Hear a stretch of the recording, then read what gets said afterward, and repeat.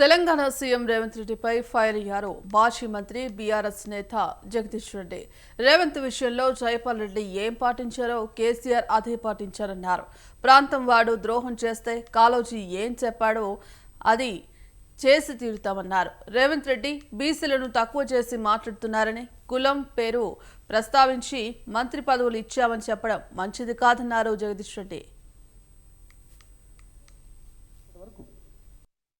ఈ విషయంలో జైపాల్ రెడ్డి గారు ఏం పాటించారో కేసీఆర్ గారు కూడా అదే పాటించారు. ఇక్కడ నీలాంటి వాళ్ళ పేరు ఉచ్చరిస్తే కూడా వారికి హోదా తగ్గిపోతుంది.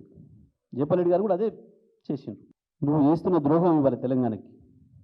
కాళోజీ చెప్పిన పద్ధతుల్లో ప్రాంతేతరుడు దోపిడీ చేస్తే ప్రాంతం ఆవలదాకా పారవోలినం, కానీ ప్రాంతం వాడే ద్రోహం చేస్తే కాళోజీ చెప్పింది ఏదో అది చేసి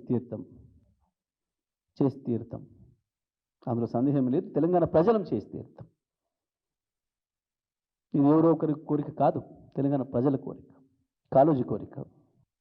నీ ద్రోహాన్ని బయటపడకుండా ఉండడం కొరకు ఇట్లాంటి తప్పుడు భాష మాట్లాడుతూ ఏంది మేము చేపలు పట్టుకోవాలన్నా, మేము ఏం మాట్లాడినావు? ఒక ఆయన బట్టలు ఉతుకుంటాయని తెచ్చి ఎమ్మెల్యేని చేసిన, ఒక ఆయన చేపలు పట్టుకుంటాయని తీసుకొచ్చి మంత్రిని చేసిన. ఇది నీ అహంకారం, నీ ఫ్యూడల్ స్వభావం. మనిషిని కులంతో చూసి ఒక గలీజ్ లక్షణం నీకు ఉంది అనేది బయట పెట్టుకున్నావు. నువ్వు కేసీఆర్తో పోలిక. నీకు కేసీఆర్ నిన్ను చూసి బాధపడుతున్నాడు, ఏడుస్తున్నాడు. ఎప్పుడైనా కేసీఆర్ నీ పేరు ప్రస్తావించిండా ఇప్పటి వరకు? నీ విషయంలో జైపాల్ రెడ్డి గారు ఏం పాటించారో కేసీఆర్ గారు కూడా అదే పాటించారు. ఇక్కడ నీలాంటి వాళ్ళ పేరు ఉచ్చరిస్తే కూడా వారికి హోదా తగ్గిపోతుంది. జైపాల్ రెడ్డి గారు కూడా అదే చేసిండ్రు. నువ్వు చేస్తున్న ద్రోహం ఇవ్వాలి తెలంగాణకి.